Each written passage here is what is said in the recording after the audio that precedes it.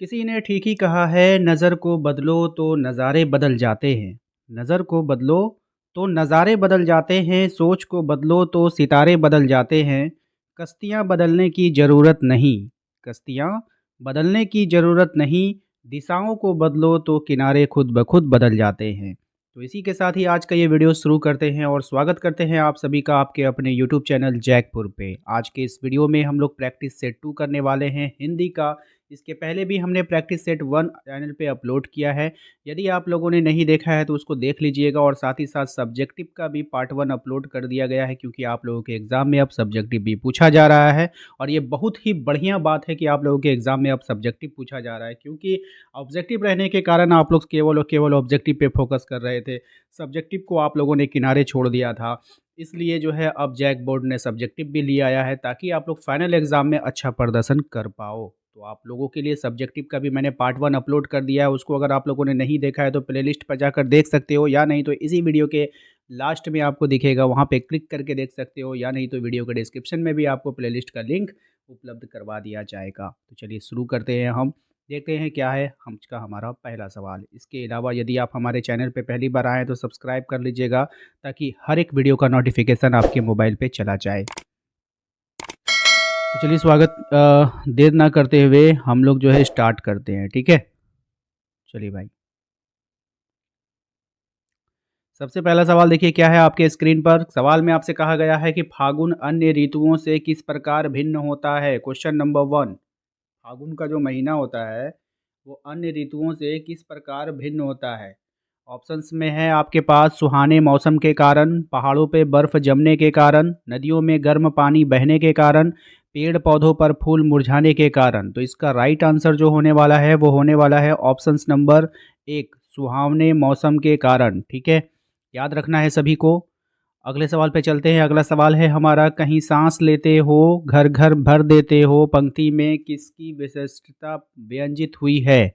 हवा की, फलों की, नभ की, फूलों की। तो इसका राइट आंसर है ऑप्शंस नंबर डी, यानी ऑप्शंस नंबर 4, फूलों की। क्वेश्चन नंबर 3 पे आइए, कह रहा है फागुन मास में कैसी हवाएं चलती है? शुष्क चलती है, नमी युक्त चलती है, मंद मंद चलती है, या फिर मादक चलती है?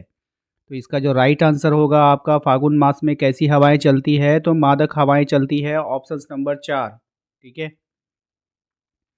आते हैं क्वेश्चन नंबर 5 पे। ठीक है, सॉरी, ये क्वेश्चन नंबर 3 था। क्वेश्चन नंबर 4 पे आते हैं। ओके, क्वेश्चन नंबर 4 पे है हमारा, फागुन मास के कारण लोगों के चेहरे पर क्या है? डर है, मायूसी है, खुशी है, या फिर दुख है? तो इसका जो राइट आंसर होने वाला है वो होगा खुशी। क्या है? खुशी है। ऑप्शन नंबर 3 हमारा यहाँ पे राइट आंसर है। इसके अलावा चलते हैं क्वेश्चन नंबर 5 पे। कह रहा है कि किस महीने में चारों तरफ हरियाली छा जाती है? अट नहीं रही कविता के आधार पर बताना है। यानी आपको अपने मन से नहीं बताना है कि हमको जनवरी का महीना बहुत अच्छा लगता है क्योंकि उस महीने में हम लोग पिकनिक स्पॉट पे जाते हैं, ऐसा नहीं है।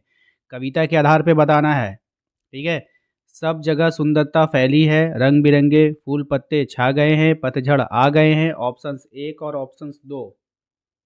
ठीक है, तो आपको बताना है सब जगह सुंदरता फैली हुई है, यानी सब जगह सुंदरता फैली हुई है, बात सही है। उसके बाद है रंग बिरंगे फूल पत्ते छा गए हैं, ऑप्शन 1 और ऑप्शन 2 हो जाएगा आपका ऑप्शन नंबर 4। लेखिका मन्नू भंडारी को लेखक के लेखन है, लेखक नहीं है। लेखिका मन्नू भंडारी को लेखन की प्रेरणा किससे मिली थी? यानी लिखने की जो प्रेरणा थी उसको किससे मिली है? अपने पिता से मिली है, हिंदी प्राध्यापिका से मिली है, 1 और 2 दोनों, या फिर इनमें से कोई नहीं? इसका राइट आंसर होगा ऑप्शंस नंबर 3, 1 और 2 दोनों, यानी कि इसका जो दोनों आंसर है वो दोनों सही है। ठीक है, क्वेश्चन नंबर 7 पे आते हैं। कह रहा है लेखिका के पिता के द्वारा लिखे गए शब्दकोश से उन्हें किसकी प्राप्ति हुई है? पश और प्रतिष्ठा की। ठीक है, पस होगा या फिर पद होगा, यहाँ पे देखना होगा। ठीक है, धन एवं संपदा की, सरकार द्वारा सम्मान की, मंगला परितोष पुरस्कार की। तो राइट आंसर इसका ऑप्शन नंबर 1 ही होगा। ठीक है, ध्यान में रखना है सभी को। लेखिका ने अपनी माँ को कैसा बताया है? साधारण, नासमझ, व्यक्तित्वहीन, या परिश्रित प्राश्रित? ठीक है, राइट आंसर है इसका व्यक्तित्वहीन। क्या बताया है? व्यक्तित्वहीन बताया है, ऑप्शन नंबर 3।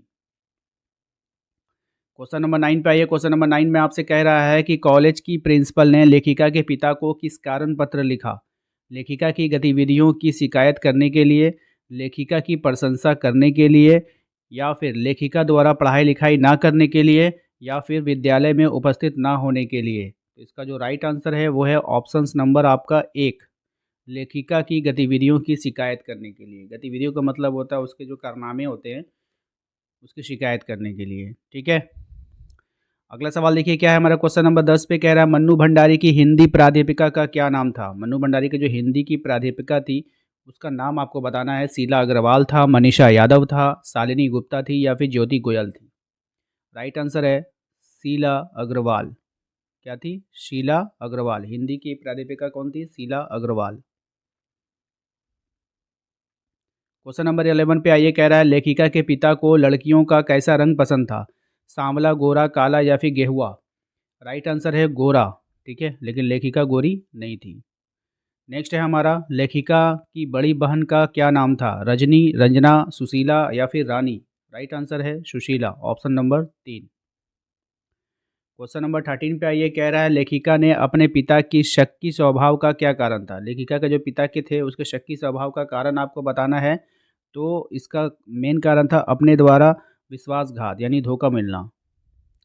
क्वेश्चन नंबर 14 पे आइए। क्वेश्चन नंबर 14 पे आपसे कह रहा है, ठीक है, क्वेश्चन नंबर 14 पे आपसे कह रहा है कि डॉक्टर साहब कौन थे? लेखिका के संबंधी थे, उनके परिवार के चिकित्सक थे, स्वतंत्रता सेनानी थे, या फिर लेखिका के पिता के मित्र थे? तो राइट आंसर है लेखिका जो थी उसके पिता के मित्र थे, ऑप्शन नंबर 4 हमारा यहाँ पे सही जवाब है।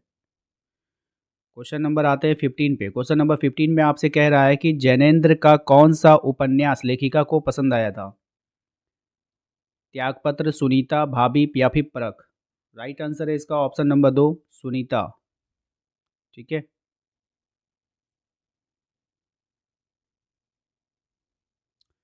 चलते हैं अगले सवाल पे। क्वेश्चन नंबर 16 पे आइए। क्वेश्चन नंबर 16 में आपसे कह रहा है कि लेखिका और उनके पिता के बीच टकराव का कारण क्या था? लड़ाई झगड़ा, विचारों की विभिन्नता, उम्र की विभिन्नता, राजनीतिक कारण?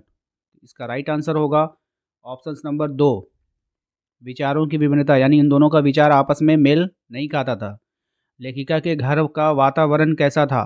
धार्मिक वातावरण था, राजनीतिक वातावरण था, अतिथि सत्कार प्रिय वातावरण था, या फिर इनमें से कोई नहीं? तो देखिए इसका राइट आंसर हो जाएगा आपका ऑप्शन नंबर 3। ठीक है, अ, अतिथि सत्कार प्रिय वातावरण, यानी अतिथियों का वहाँ पे सत्कार किया जाता था।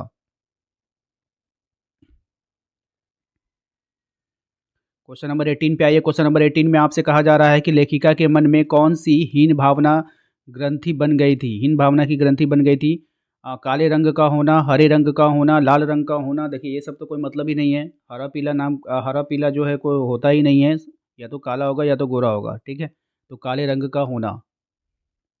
क्वेश्चन नंबर 19 पे आइए। क्वेश्चन नंबर 19 में आपसे कहा जा रहा है बैठकों में होने वाली बहसों का मुद्दा क्या था? तो बैठकों में होने वाली बहसों का जो मुद्दा था, आर्थिक मतभेद था, राजनीतिक मतभेद था, शारीरिक मतभेद था, या फिर इनमें से कोई नहीं? तो इसका जो राइट आंसर है ऑप्शन नंबर 2 हो जाएगा, राजनीतिक मतभेद।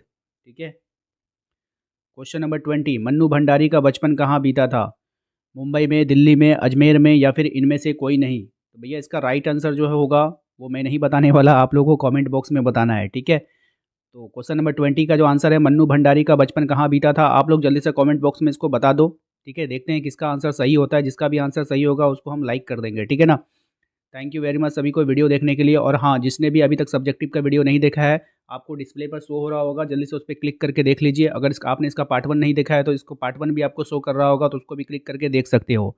उम्मीद करते हैं आप लोगों को आज का ये वीडियो पसंद आया होगा। प्लीज़ वीडियो को लाइक करके सब्सक्राइब कर लो। ठीक है, ताकि इस तरह के वीडियो का नोटिफिकेशन आपके मोबाइल पे चला जाए। यदि आप हमारे व्हाट्सएप ग्रुप को टेलीग्राम ग्रुप को ज्वाइन करना चाहते हो तो उसका भी लिंक आपको डिस्क्रिप्शन में दे दिया गया है, या नहीं तो जो नंबर आपको फ्लैश कर रहा है इस नंबर पे भी आप संपर्क करके आप हमसे जुड़ सकते हो। तो मिलते हैं हम लोग अपने अगले वीडियो में। Thank you.